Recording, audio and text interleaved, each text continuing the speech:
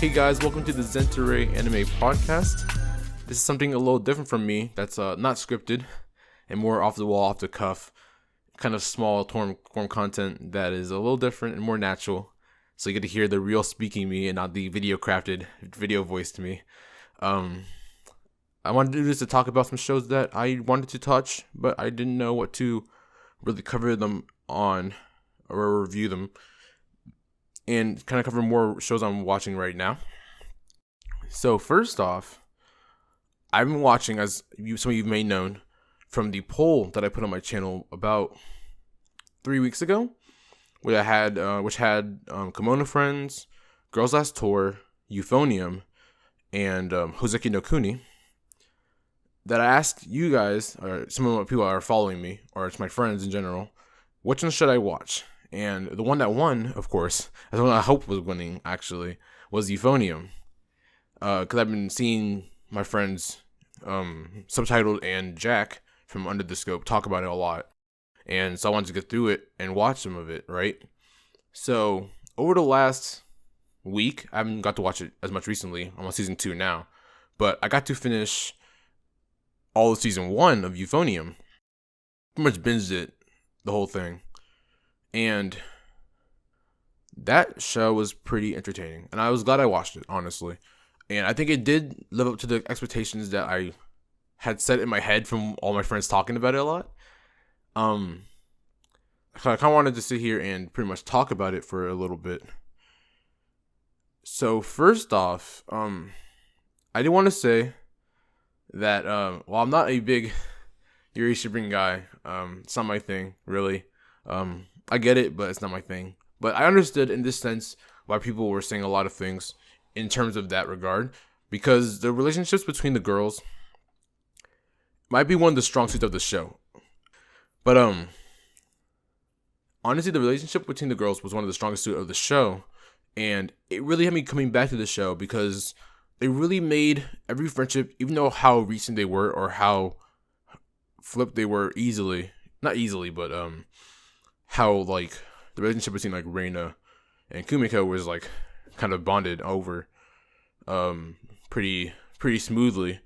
It all felt believable. Like really the relationships between the girls was probably the best part of the show for me, because I thought that each member in that friend group, in the initial 3 friend group of Kumiko and the Contrabass and Tuba, which I'm always really bad at names, so I always tend to like forget names, so I'm sorry if I mess up the names.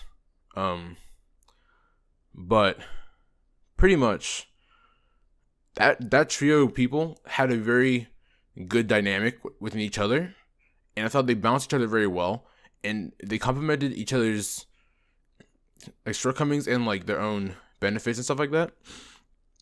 And I think Reina and Kumiko have a very nice dynamic in terms of like friendship and in terms of their goals and what they bring to each other, I think.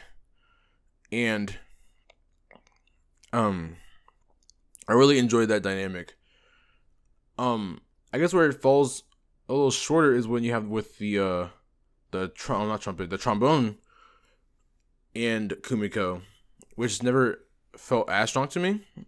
So I haven't seen as much into season 2 as I want to, so I don't have any full more development on that guy, but he's a decent character as well. There's no like real bad characters in this show. I liked every character, and I enjoyed watching them perform. And I thought that the playing was really good. At first I was a little distant on like Taki, just because I didn't know how to really approach him, because he had a very eccentric, kind of very off-putting, which I kind of did lay note to at the start when I first introduced him. When he had his headphones on with the couple that he was talking to with the prayers and think, and that one scene. But that ended up being pretty good representation of how he was acting. But once they got into the swing of things and they started actually performing and practicing as an ensemble, I think his prowess and his talent really stood up and really stood forward. And it was really cool to watch him direct the group, and it was really good to see the group develop in music and overall in style. And I think the strongest point kind of comes in Kumiko, in the sense that she really honestly at the start of the show was very kind of flippant. I guess it seemed like she didn't really care as much. You know, she's very distant, very off-putting. Actually, I didn't expect that, honestly. Speaking on the off-putting note, I did not expect her to be so off-putting. I guess she seemed very cheery, and I had a certain like character stereotype in my head for her, which the show completely said, fuck no, that's not how it works at all. It's a completely different kind of character than I expected, and I actually loved. She's one of my favorite characters. She was my favorite character in the show, honestly. I really enjoyed her take, and I really enjoyed her. She's a very refreshing personality, I think, of bluntness. And so I'm glad it wasn't the one character I thought of in my head, which wasn't a bad character at all. But it was very kind of like, very normal character. But she tended to be a very eccentric person, which I liked. Because her and Reina are very eccentric people together, anyways. So the character that I didn't like the most was Yuko. I thought she was kind of a brat, and that kind of put me off a lot because I'm not used to having like the brat characters. I tend to not like the bratty characters as much. I don't know. I was kind of standing out for that because I think she was kind of like, I guess I was really on Reina's side, so I guess I saw her as an antagonist in a way. There's no really antagonist, but that point was pretty annoying for me. But off that tangent and back to Kumiko, as I said before, I think she was very flippant in how she approached the music and the band. But I think once she started getting the practice in and started actually developing herself as a musician and wanting to become the best and wanting to win that gold and feeling that emotion, you saw her develop, and it made her a better character and a more well-rounded character overall. But I guess that kind of ties in with my problem with Euphonium season 1, which isn't really a problem, of course. I thought it was a great show. Very little that I thought was wrong with the show at all. I was really enjoying it. I pretty much binged like 10 episodes of it on the same day. But my biggest problem was the ending of season 1. So I thought they were setting up a very reflexive, very full circle type of narrative. I'm not sure if it's maybe just me and how I take shows, but I thought that they were trying to go for a more kind of, what's the word I want to use? The word I want to use is, we got a full circle kind of narrative where at the start of the show, we see Kumiko in middle school, and they got the dud gold, and they lost, but Kumiko has no real response to it. It's kind of very blunt, very distant, and is like, yeah, you guys think we're going to win? Kind of very like, whatever, you know, you guys are stupid kind of thing. And you see Reina being very emotional and just like torn apart. And we see that feeling kind of coming back when Taki Sensei kind of tells her to not do the part that she was working really hard on. We see her work really hard in this part to try to get it down, and she's having problems with the fingerings and stuff like that. And we see her pretty much feel distraught and frustrated that she can't get it and she can't perform this, and her teacher is saying this to her.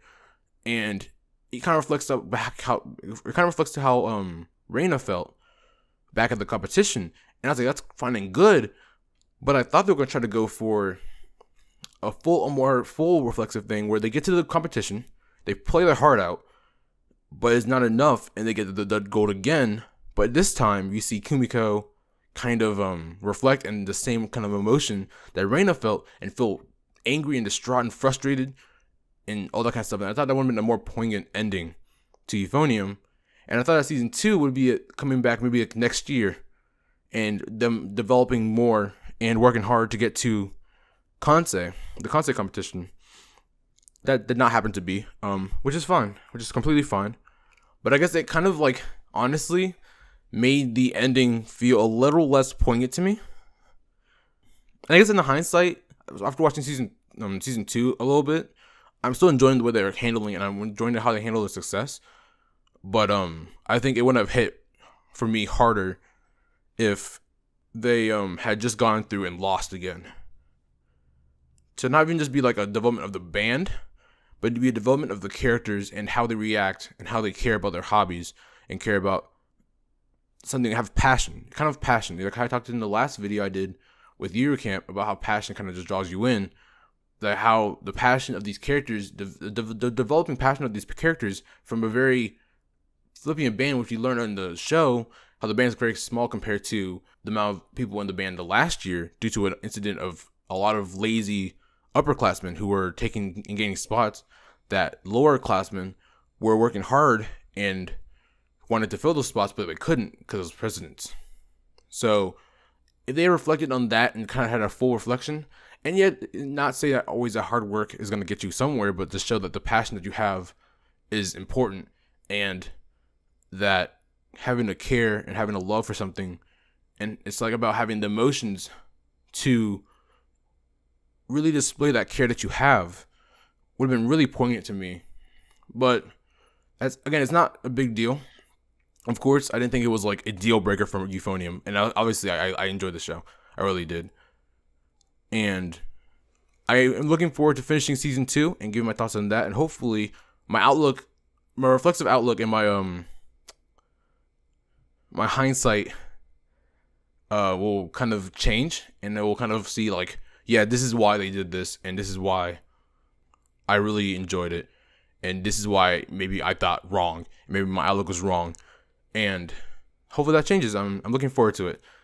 So with that, I'm gonna move on to the next big topic I wanted to talk about, and not as long, of course, but I wanted to talk about Violet Evergarden, another KyoAni TV show, and it's of course different than Euphonium, obviously, and I find it really interesting because I know a lot of people have called it, I think, boring, or not really. I guess like a lot of not great characters. I can't remember exactly, but I don't know. I like all the characters in the show. I think that it's very interesting how the show chooses to develop Violet as a character and utilize more of a vignette style character study of through the other lenses of other characters, and not really exactly through Violet's lens. And we do follow Violet's perspective a lot of the time, but a lot of time her development, especially like the last 2 episodes, her development has happened through the bodies of others, whether it be her fellow classmate or Iris, through her letters to her family, letters to family in general. Honestly, it's kind of interesting how they use family in the sense of a catalyst of development, just because the family is like, I think, the most like fundamental parts of the relationships that you build, and a lot of things are kind of built off how you relate to your family, and that kind of, I think, springs off into other types of relationship buildings, because your family that you make, the family that you have, like your parents or your siblings, are like kind of the first relationships that you kind of form, of course, in life. So I do think it's important that that base idea of like love and caring and real feelings, the underlying feelings, kind of brought to light through these characters and through these family experiences that Violet helps to write for. And the fact that Violet doesn't really always understand subtext, but then in those moments she kind of understands it, and it kind of creates a connection with her and the characters that she kind of follows and that she works with to help write these letters. And I really like that, I think. And I look forward to see how Violet really develops as a character and gaining those emotions and understanding what love is, pretty much. I think a lot of the characters in the show empathize with her because of this reasoning, pretty much. I always find it really interesting because, like, the show likes to call her a doll.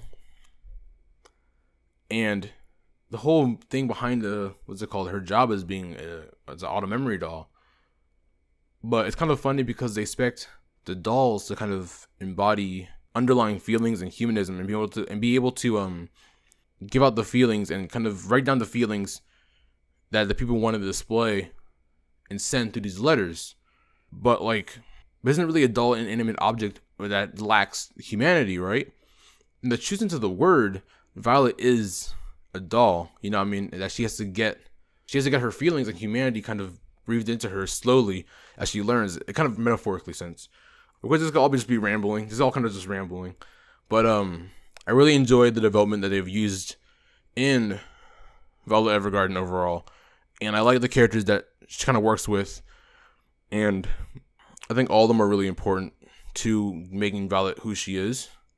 And I think that'll be more evident, of course, in more episodes when we see her work with other people and kind of reflexively touches them as well, because due to Violet's nature and her very kind of simplistic outlook on a lot of things, a very brief, very militaristic approach to like briefing, and her conversations with them based on how she thinks kind of helps them kind of jog their own thinking and tackle their own insecurities, their own faults, their own misunderstandings of language and subtext.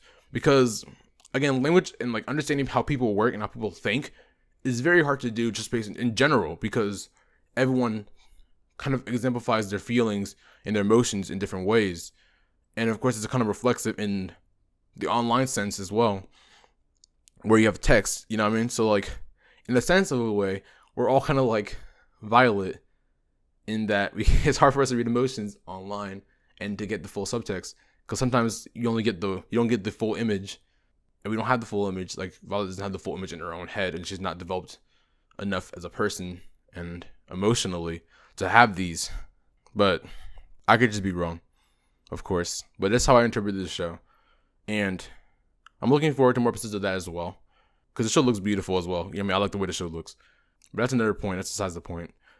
But I kind of want to talk about Violet as a character and Violet in the sense of humanity and language, because that's a big part of the show. And it's very hard to talk about shows without scripts. But with that said, I think I've gotten all I want to say about both of these shows out. It's pretty exciting to talk about things off the cuff, and hopefully I get better at it, of course.